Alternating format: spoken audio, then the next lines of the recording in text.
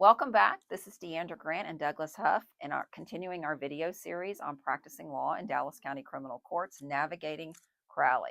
What we're going to talk about now is how to do a misdemeanor plea. So you've worked out and negotiated a plea bargain in your case. It's time to do the plea. You and your client are in court. What do you have to do? Okay, so yes, your client has to be present, and the paperwork that you're going to need is going to be generated by the district attorney's office. So once you have negotiated a plea and you've notified the district attorney that we're going to move forward with this plea, then they're going to generate the paperwork necessary for you and your client to sign off on. Some of the caveats there is they'll ask you whether or not you want to waive the Brady database inquiry. I don't recommend it. However, there are instances where you've already done this a couple times and you've had those done and you're ready to move forward, and that will delay the process of getting your paperwork. Even in the fastest situation, when you're waiving or you've already had that Brady inquiry done, um, don't expect them to stop whatever they're doing at the time to start putting together your paperwork. I recommend that, especially if you've got more than one client at the courthouse that day, you go and start your plea stuff first, Yeah, because definitely. they're going to need some time to put together the paperwork. And remember, 9 till 12 is very, very busy. So as soon as you walk out of that DA's office, there's three other defense attorneys waiting to talk to that DA. So can it take them some time before they can actually get that paperwork put together? Absolutely. They'll put all the plea paperwork together for you, Yeah, I'm though. And just going to interrupt you because a sane person is thinking to themselves, what if I just email the prosecutor or call the prosecutor before the court date and tell them I'm doing a plea? Then when I show up, it's going to all be done, right? No, don't even think. 99 out of 100 prosecutors is not in Dallas is not going to have done the paperwork in anticipation of your plea. They are not going to start that plea paperwork until you show up that day and say, we are actually going to do the plea today. I'm going to go check in with my other courts. Can you get started on it? And then you leave and go to the other places that you need to be. then you can wrap back around, Hmm.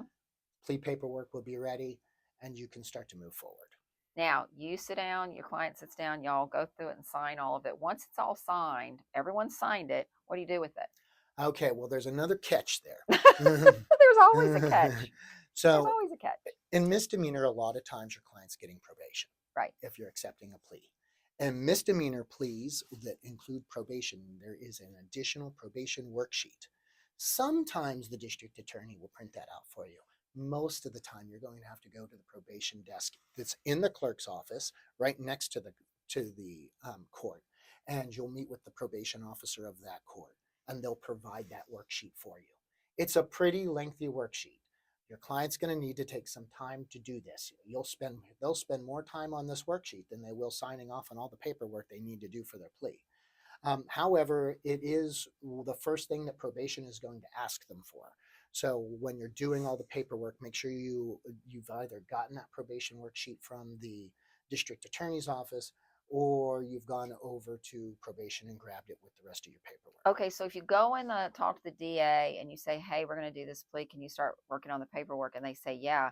Could you then go to the probation office, get the form, and have your client sitting down filling the form out while you're running around doing other stuff? Absolutely.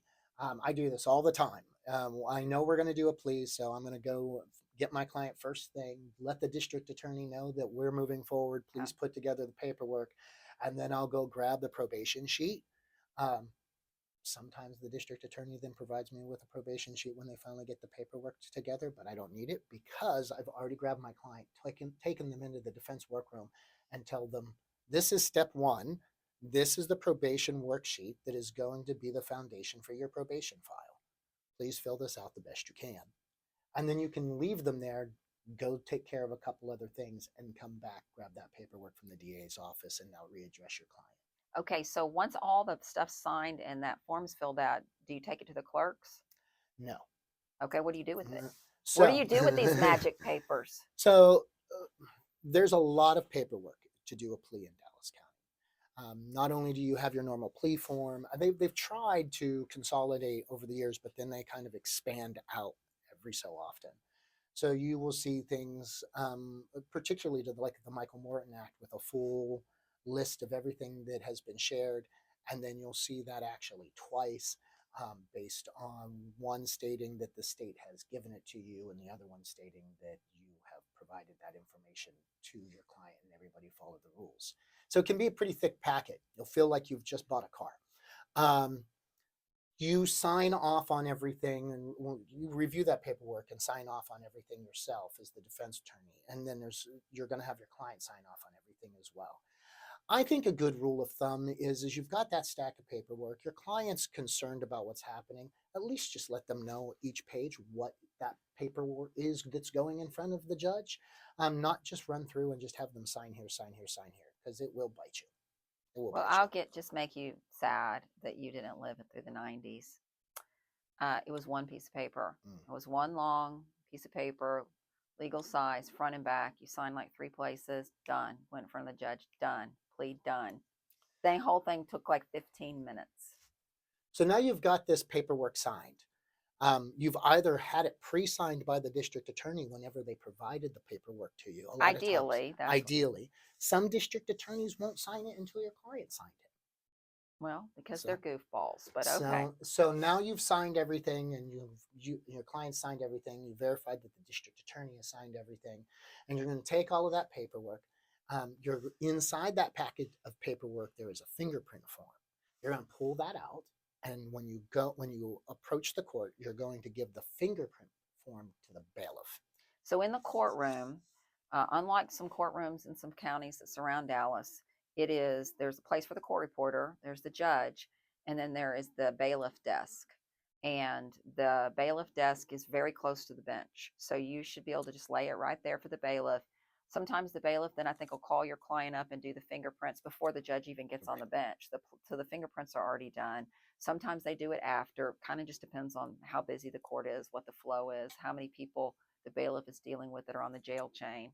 But they'll get your client's fingerprints at some point, and then you sit and wait for the judge to call you up. Yeah, so you're going to separate that fingerprint sheet out for your bailiff, just to make it a little bit easier for him or her. But then you're also going to provide the bailiff with that paperwork and let him or her know that this is a plea. They'll provide the paperwork to the judge. The judge will then, if they're on the bench, they'll follow their order. If they're not, you will wait in line. How often do you wait in line? Most often you wait in line. I know you do, because I get to hear all about it. All right, so the plea's done. Judges sign everything. Fingerprints are done. What do you do after the plea? So now you've completed the plea. First off, one of the things, let's talk quickly about what happens while you're standing there in front of the judge. Plea itself, yes. So when you're standing there in front of the judge in a misdemeanor court, the judge is going to address your client directly. They're going to ask your client real basic information, like, is this your name? Do you know why you're here? Do you know what you're charged with? Mm-hmm. Everything is going to be addressed directly to your client. Very rarely is the misdemeanor judge going to address you at all. So you need to make sure that you've prepped your client and let them know that the judge is going to be asking them things. So the answers need to be very short, yes or no, Your Honor. A good time to ask for your client to ask questions is before the plea or after the plea, but not during the plea. Not during the plea. The judge may also ask you as the attorney, do you think your client's competent? That's about the only time I get the judge say anything. Is they'll say, counselor, do you think your client's competent? And you say yes. Hopefully you say yes. Yeah, that happens. We see that especially if we've got a sitting judge from a different court. Yeah. They'll ask about competency in a misdemeanor court. Most of the others do not. Yeah. Okay. They're going to talk about citizenship as well. And we all know immigration is pretty high on the radar right now. So just know that they're going to warn your client that if they're not a U.S. citizen, this can affect their ability to stay in the country. Eventually, they're going to ask your client what you want to plead. Now, not in every other county do they allow you to do this. But in Dallas County, you do have the option of no contest. Yes.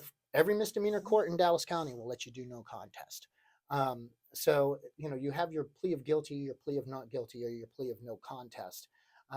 We see no contest really used with deferred adjudication probation, which is a large majority of the probation terms that we have in misdemeanor court.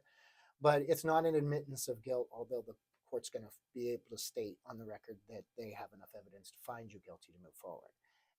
It's a little win for your client to not have to stand there and say guilty.